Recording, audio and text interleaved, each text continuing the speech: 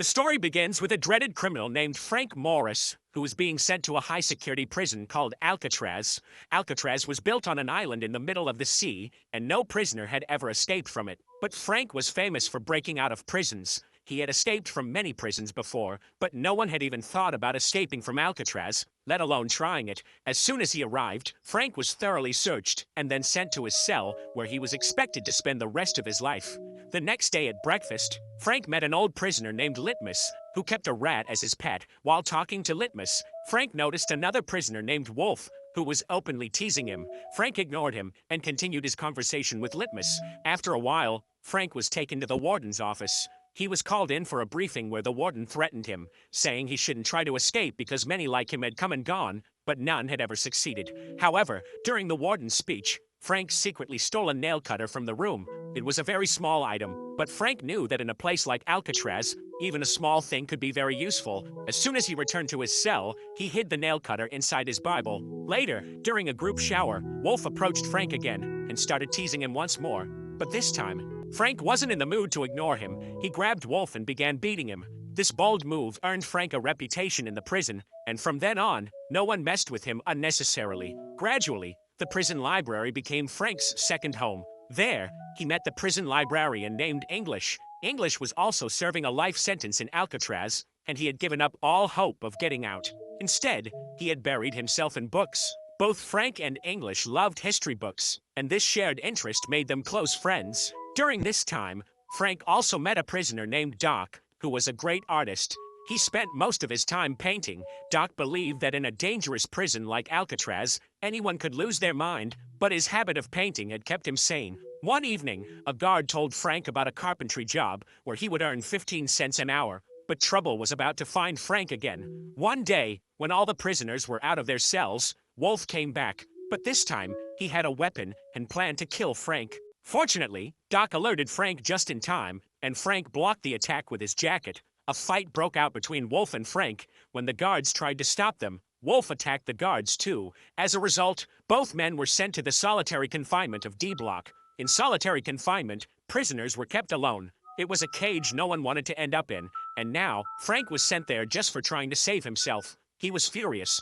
After 2 weeks in the same cage, when Frank was finally released, Litmus sent him a welcome note through his pet rat to cheer him up. After coming back, Frank also became friends with his neighbor Charlie, who was serving time for a big robbery. Charlie told Frank that he had once tried to cross the border, and he regretted it because his mistake had made his crime even worse. The next day, the warden decided to visit the prison without informing anyone. During his visit, he saw his own picture in a prisoner's cell. At first, he liked it, but the very next moment, he ordered that all of Doc's paintings be removed from the prison. This decision completely broke Doc from the inside, as his art was the only thing keeping him going. He loved every painting he had made. Frank tried several times to comfort Doc, saying, "It doesn't matter, brother. It was just a painting. You still have to live here." But Doc couldn't recover from the shock. One day, during his work shift, Doc cut off 3 of his own fingers, which was seen as an act of rebellion against the warden. As soon as it happened, the guards quickly called for the doctors. On the other side, Frank stood silently, just watching Doc. That same night, while sitting in his cell, Frank noticed a cockroach coming out of the vent. Seeing this, he realized that the vent might lead to an exit. Later, English told him that the real reason the warden removed Doc's paintings was because he didn't like the one of himself. During the next meal, Frank met 2 brothers named John and Clarence.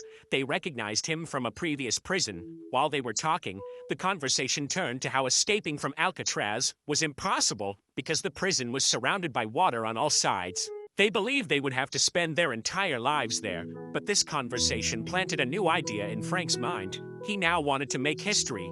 He wanted to be the first person to escape from Alcatraz. That night, Frank took out the small tools he had stolen from the warden's office and began working on his escape.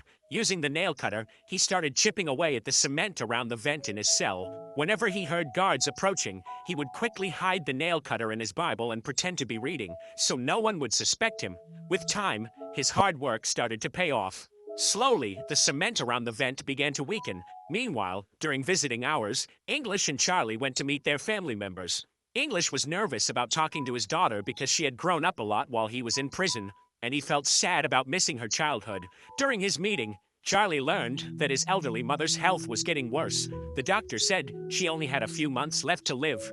This news created a strong desire in Charlie to escape from Alcatraz. The next morning at breakfast, Frank told John and Charlie that he wanted to escape. He shared his escape plan with them. According to Frank, the salt water and wind had weakened the prison walls over time, so they could scrape the cement around the ventilation grills and remove them. From there, they could crawl through the vents and reach the pipelines, which would lead them out. But the question remained, how would they cross the sea? Frank said Clarence worked in the prison's clothing department, so he could steal raincoats and rubber cement one at a time. Using those materials, Frank said he knew how to make life rafts and life jackets. Trust me, he told them. Everyone liked Frank's plan and agreed to work together. At that time, Frank was busy removing cement in his cell as usual. This time, Charlie was with him, keeping watch outside to make sure no guards noticed what they were doing. Frank continued working, but because the nail cutter was small and not very sharp, it took a lot of time and effort. He had to apply a lot of pressure, and as a result, his hands got covered in scratches. He had also gotten injured, which was bothering him a lot. So the next morning, he told everyone about the problem. According to him, they now needed a bigger and stronger tool. Then Frank's eyes fell on his spoon, and he immediately rubbed it on his shoes to make it dirty. After that, he called the guard and complained about the dirty spoon. The others supported him and also requested the guard to replace it. The guard didn't see any issue and agreed to change the spoon. But when they went to the front desk to exchange the spoon, John distracted the guard by engaging him in conversation. Taking advantage of the moment, Frank slipped an extra spoon into his pocket. That still wasn't enough, so he traded his share of sweets for 20 days with Litmus to collect more materials. Afterward, Frank melted the spoon and combined it with the nail cutter and some coins to create a new tool. This tool turned out to be much more effective than the nail cutter. That night, while Frank was busy scraping the cement, a guard showed up, something Charlie failed to notice. Luckily, English stepped in at the right time and distracted the guard, giving Charlie a chance to alert Frank by hitting the bars. When Frank heard the signal, he quickly hid everything. They were safe this time, but Frank realized he couldn't completely trust Charlie. In the following days, Frank discovered that screws were also holding the vent grill in place. To remove them, they needed a different tool. During this time, whenever Frank got the chance to go outside, he would quietly throw away the loosened cement. While working in the carpenter's shop, Frank secretly made a small tool, but to take it out without getting caught by the metal detector, he carried a rusty piece of iron in his hand. When the detector alarm went off, he handed over the rusty piece to the guard, while hiding the real tool inside his shoe. As soon as he got back to his cell, he used the tool to open the grill. Behind it was a network of pipelines, which could possibly lead to their escape, but Frank knew they still needed a stronger plan. That's when they decided to make fake heads to fool the guards. They immediately began collecting materials.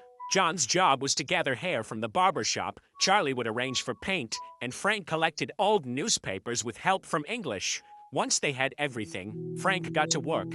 First, he made a human head structure using the newspapers mixed with cement scraped from the wall. Then they painted it and glued the hair onto it to make it look realistic. One night, Frank decided to test the plan by going up alone. He used the fake head and fake grill to cover his absence, but after reaching the top of the pipeline, he saw an iron door that he couldn't reach by himself. Meanwhile, a guard was making rounds through the cells. When he reached Frank's cell, he became suspicious. Still, they managed to avoid getting caught, but now they realized that their plan needed adjustments. The next morning, Frank and Charlie talked about what had happened the night before. By then, John and Clarence had also finished making their fake heads. After that, they all agreed to move forward with the escape. That night, John and Charlie went back to the iron door. With each other's help, they managed to reach it. As soon as they touched it, they realized it could be cut, but it would require a lot of work and advanced tools. The next day during music class, Charlie saw an old fan and thought they could use it as a tool, so he struck a deal with Litmus in exchange for his share of sweets. To take the fan out of the class, Charlie hid it in an instrument box, which allowed them to carry it out easily. As soon as Frank got hold of the fan, he immediately began turning it into a tool. Later, they returned to the iron door, and this time, using the new tool, they managed to cut through it. They made a lot of noise during the process, which the guards heard, but they didn't think much of it and ignored it. The path was now clear for Frank and his companions, and they decided to escape from the world's most secure prison, Alcatraz, on Tuesday night. But on Tuesday morning during breakfast, Frank placed a flower on the table in memory of Doc. The warden noticed it right away, and he crushed the flower to remind Frank of the prison's rules. Litmus was furious at the warden's behavior, and as he moved forward to confront him, he suddenly had a heart attack and collapsed. Shortly after that, the warden ordered a sudden search of Frank's cell, but he didn't find anything. Frustrated and angry, he ordered that Charlie and Frank's cells be changed. Meanwhile, Wolf had been released from solitary confinement and was now ready to attack Frank again, but just as he moved in, English stopped him. That night, Frank, John, Charlie, and Clarence had planned to meet at the pipeline, but at the last moment, Charlie got nervous and decided not to go through with it. The other three stuck to the plan and moved forward, while Charlie's dream of freedom slowly slipped away. Meanwhile, Frank and the others reached the roof after passing through the door, where they had to carefully avoid the searchlights. At the same time, Charlie changed his mind and decided to escape after all. He rushed through the pipeline and reached the iron door, but now he couldn't open it alone. His fear had cost him his chance at freedom.